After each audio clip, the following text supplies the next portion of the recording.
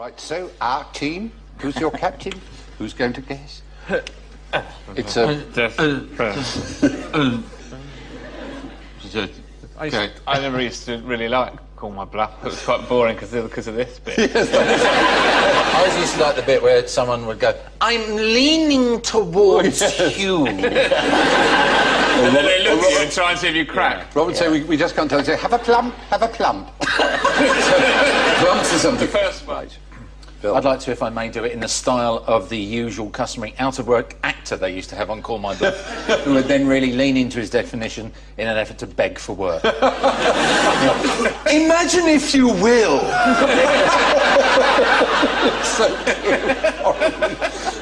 A lone figure walking across Hampstead Heath. The sun glinting in his very eyes, for he is making his way back from an evening at the inn, where he has partaken of mead and other lascivious beverages. Adorning the chin of said stout fellow are pimples, for they betray his excesses, and these, at the time, were known as Marty Fitch, 01287-469. Available for Panto. Grog Blossom. Oh, bravo. Excellent. So it's some kind of spot caused by drunkenness, or it's the mould growing on the inside of a barrel of ale. Would you like to confer? Yeah. I don't think it's the stuff around the barrel. Do you? Yeah. The dull one. Yeah. We're going for the dull answer, Dull please, answer, Robert. Alan, true or bluff? It's a bluff! Oh, no. So the true answer... So then I have to do it like they would... then- and of course, Yeah. the man walking across the column, it was he! Yeah. True. And he claims that the loo was faulty and didn't work properly. The Yeah, he Klo, would say that, Klo, wouldn't as he? they would say, the Klo was gebrochen. It was not working. But there is a theory that, in fact, he'd just done a rather monster and unpleasant poo and was too embarrassed to ask the sailor who was responsible for the doing of the flushing to come in because there was a bit of a... Yeah. And so he did it himself and got it in the wrong order, and he filled the place with sewage and water. But more importantly... I just left it. Yeah, had it... As you would if you were in a hotel. Yeah, you come on, say that wasn't... Yeah, that was like that when I went in. Yeah. It was... Don't go in that one, my God. Coming to driving licence, guess who had the first driving licence in the world? The Queen.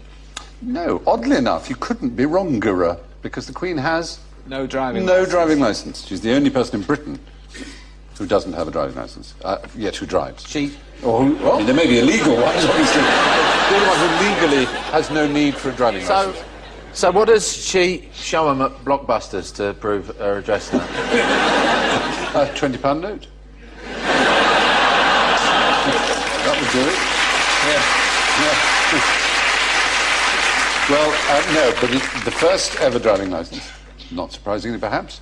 Who invented the motor car? Mr. Benz. Mr. Benz, Carl Benz. Carl Benz is in Mercedes-Benz. Yeah, exactly. He just made one for himself. Well, no, the citizens of Man... I need a license. A dangerous machine. I need a license to drive. Now I can drive. Driving licence number 1. 0001.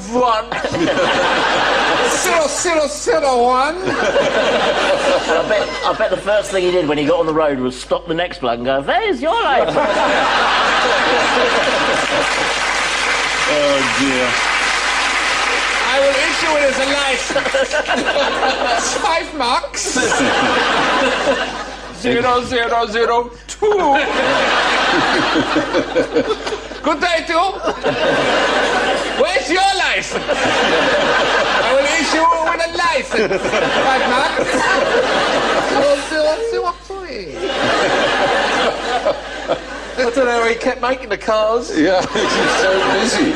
The authorising body was called the Dampfkessel-Überwachungsverein, which means the Steam Boiler Supervision Association, which granted the first licences, in the mandatory ones in Prussia. The SSA. Until the 14th of May, 2002, Women in He was still Lithuania... doing it. 1 million! 5 euros. Where's your license? I did hear a character in the film once say, don't look at the lights never hit anyone. So that's quite a good motto for driving. It is. This is what I will use. Not to look at the lights never hit anyone. Rabbits, aren't they? Aren't they? Oh, please. They're Believe quite anything you tell them. grumpy rabbits. Grumpy? Yes. They can be aggressive, They're not surprisingly, too. supposed to be very good pets. They're very grumpy. I like those big violent. Dutch ones that you can ride. Sure. Huge. They're massive. OK, maybe not ride. Yeah, right. Crush. That is a rabbit costume. A Dutchman wearing a rabbit costume. That's what you got. OK, I am wearing a shadow and it's time to go. I love rabbits. Oh, my. Wow, I am thinking maybe I should have had a smaller celebrity. There's something so camp about modern German, though. You know what they call a mobile phone? It's just so typically Handy. camp. Mein Handy. Oh, wo ist mein Handy? Ich habe mein Handy verloren. Oh, where's my Handy? Are you hosting the BAFTAs this year? I did not know. No? Oh, it's a shame, because I was going to say you should do it in that voice. No, I'm welcome to the BAFTAs. Stop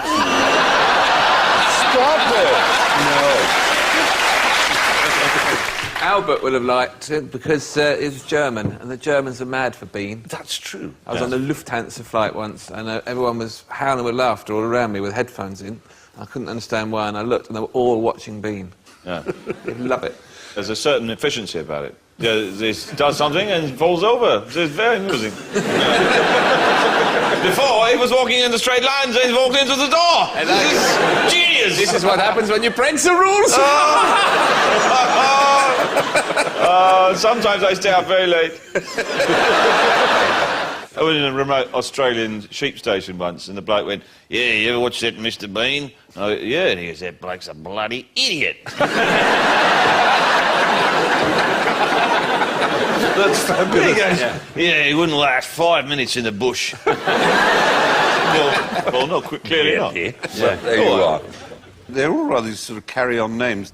There was one foiled by a PC trounce. Hence the name after that. Maybe. Perhaps it was. He invented the trounce. The trounce. I trounce your assassination attempt with my trouncing stick. I've just been nosing your bottom and I've done some sums. I have to say that... Crack the formula. It's mathematically, absolutely perfect. Well, there you are. That's bottoms for you. And what you weren't allowed to do, you haven't told me yet. Oh. Comment on them. Become aroused.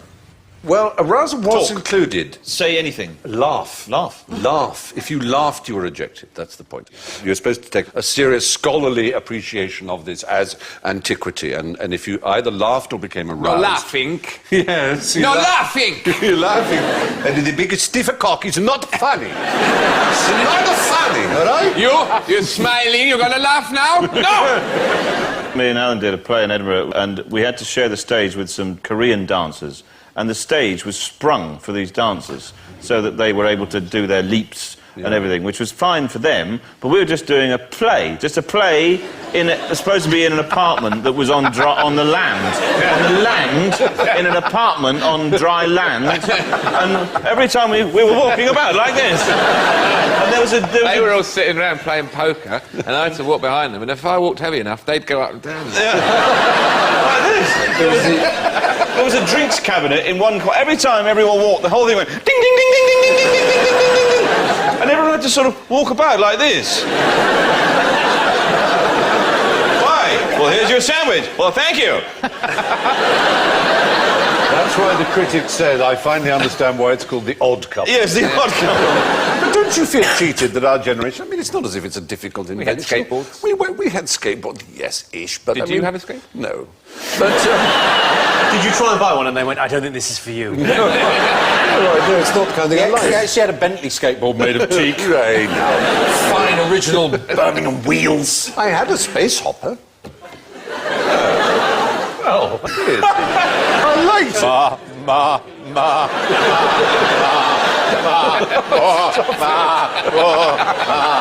nearly to Garbaldisham. Mother, a bicycle next time for the love of God.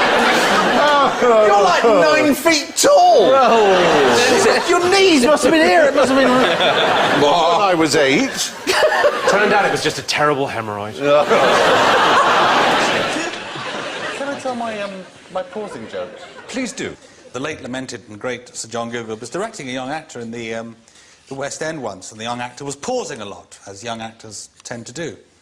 And Gielgud said to him, "Oh, stop! No, no, no, no! You must never pause. Never pause in the West End. I paused many years ago, and during the silence, I heard a voice in the third row go, 'Oh, you hideous beast! You've just come all over my umbrella.'" There's a sort of a high-octane version of the English villain, which is to get an English villain to play a German villain.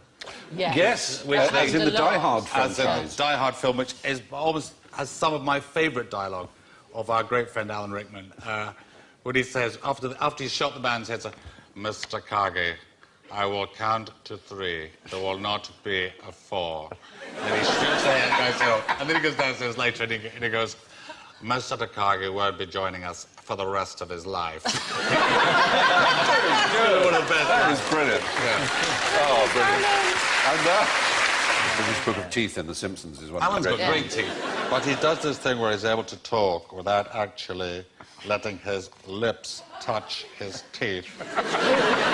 So, Alan is so good at playing villains, as you all know.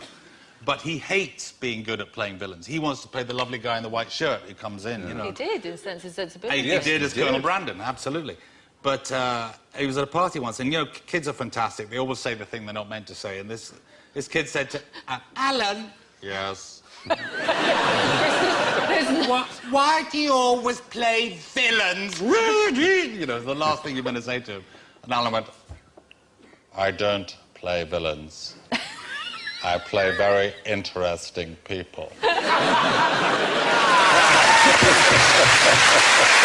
Very good. Yeah, first appearance of the pipe. The pipe in high definition for the first time. High-def pipe.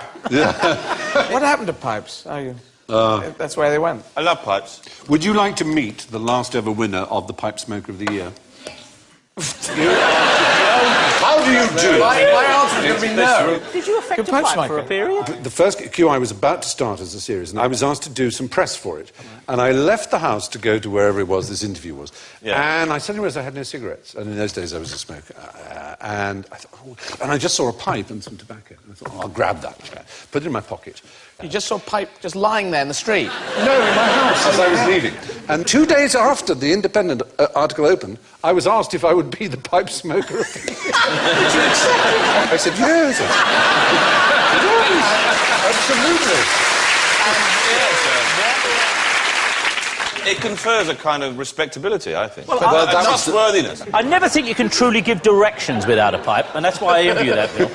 Sorry, Yes. no, really. Oh, well, yeah. Could you tell me what the station is? Oh, yeah. What do you do? And recognising a friend. Great prop for that. I think...